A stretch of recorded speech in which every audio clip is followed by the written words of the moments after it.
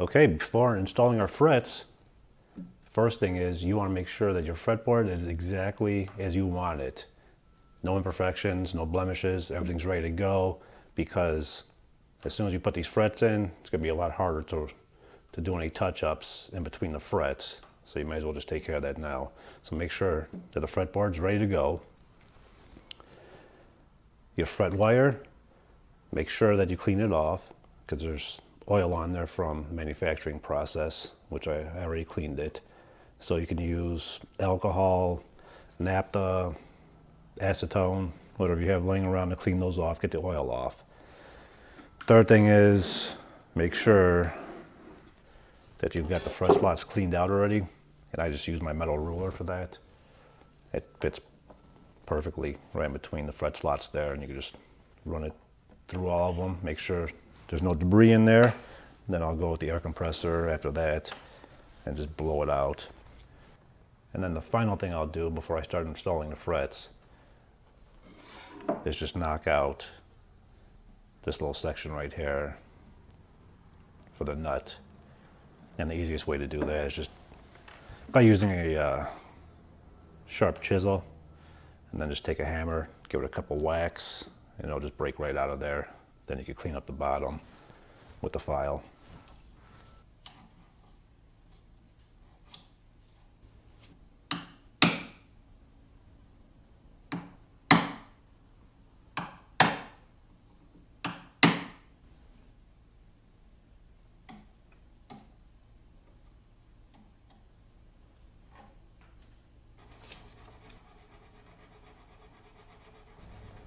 All right, so these frets that I get, they're already pre-radiused, pre-cut, they're all cut the same size. Just easier for me. I don't mind paying a few extra cents to have somebody else do it. Saves me time. So now what I'll do is I'll leave about 1/8 inch hanging over on this end, same thing over here. I'll just snip them. And the reason I've got this little pegboard with the holes drilled out is because the frets are obviously narrow on this end, and they get wider as you go towards the heel. So this way when I snip them, I can put it in the hole, and I know exactly where it's at. So when it comes time to put it in again later. So what I'll be doing is I'm going to recess these tangs. I'm not going to make them flush with the board. That's why I'm leaving it hang over a little bit right now. So they're not going to be flush. I'm going to end up nipping off the ends so they set in a little bit. So this way I can finish up the ends and fill in all these little slots so you don't see the fret tang on the sides there.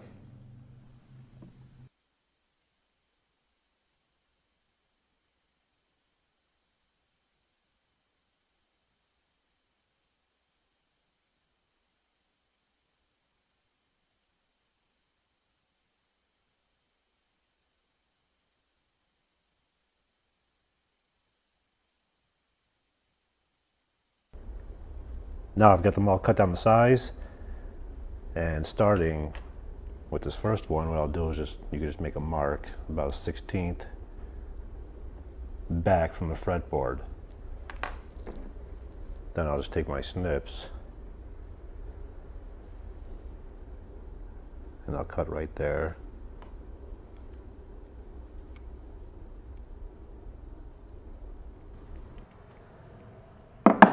So now you'll see that I've got the ends taken off.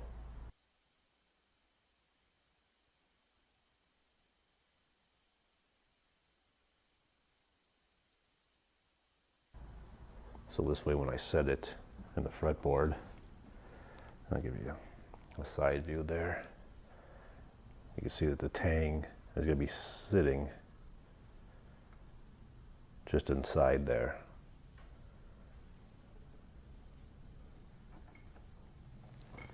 Then you'll just do the same thing all the way down the line then for the rest of them. Okay, so now I'm ready to install the frets. It's all ready to go. And you could do that either using a dead blow hammer, a fret hammer, or the fretting call that you put in the drill press. I'll use the drill press, but I'll just give you a demo real quick with the dead blow hammer. Just give it a good whack on the ends.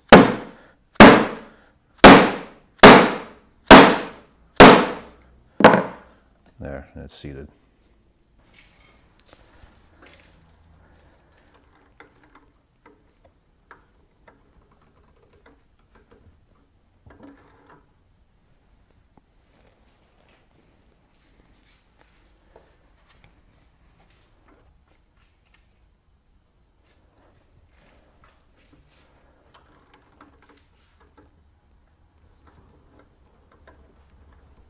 Okay, all the frets are pressed in. Now I'll just take the flush end nippers and trim all the ends up. And with these EVO, whatever you want to call it, it has a tendency to chip, so you've got to be careful. You can also use a Dremel cutoff wheel. Then just take a file, and I'll run it at about a 20-degree angle, and just shave them down till it's flush with the fretboard.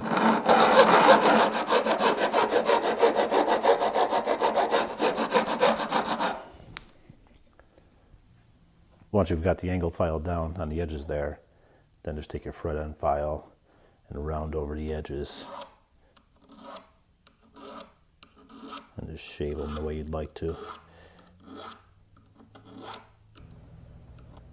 Next, what I'll be doing is using this CA glue, and I've got a fine tip applicator right there. What I'm going to do is just wick some glue down into every fret slot, just to ensure that the frets will stay in place.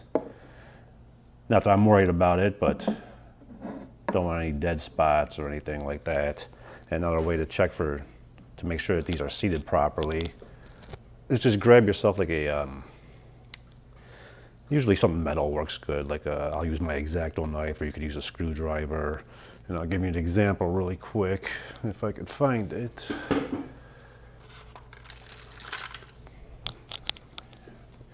Like I'll use my X-Acto knife, which is metal, and just take it and tap it all the way along the frets.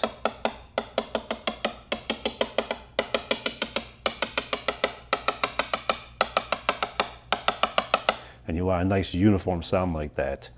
If you end up getting like a dead clunk sound, then you know something's not seated right. But even if it's pushed down flush and everything looks good, go ahead and use the CA glue, and you'll notice that it'll bond it, and it'll also take care of the dead spot if you have any. So it never hurts to run some CA glue in there. So that's what I'll do, is I'll run it down every fret slot now on both sides. Then after that, I'll sand, probably with 600 grit sandpaper. Just run it right along both sides of the fretboard right there. And what that's going to do is fill in every slot with sawdust then. Then after that's done, when everything's filled up with sawdust, go ahead and take your CA glue again and put a little dab on every fret to lock in that sawdust. Give it a light sand again, and if you need to touch it up, go ahead and touch it up.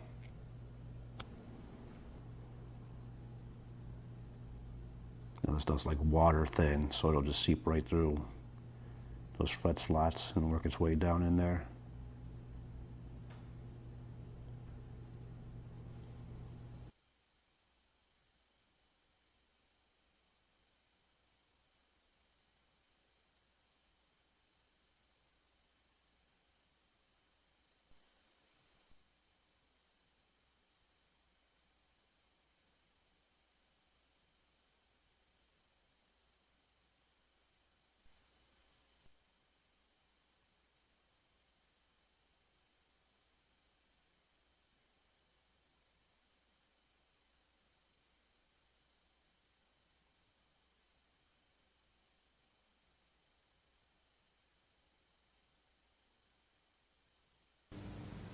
So here we're just getting prepared to spray the neck. As you see, I've got this fretboard taped off, and next I'll just go and I'll wipe over the whole neck one last time with acetone, just make sure there's no oily residue on there, and we'll spray this up. I'll end up tinting it a bit.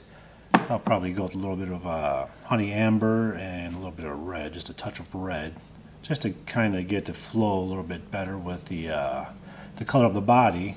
Should bring it together nicely. And that's where we'll leave this episode off at. And then when we come back in the next episode, we should be wet sanding and buffing out the body. We'll probably get to the neck also. And then after that, we're